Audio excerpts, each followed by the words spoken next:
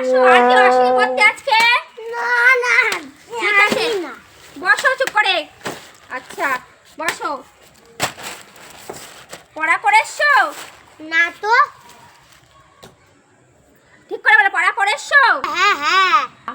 এবার বলো তো, তোমার নাম তো আদিত্য। হ্যাঁ। আচ্ছা বলো তো আদিত্য, মাছ কেন জলের মধ্যে কথা বলতে পারে না?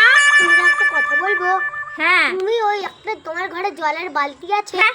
যাও তো নিয়ে আসবো। হ্যাঁ। কেন? কথা তো বলছি না।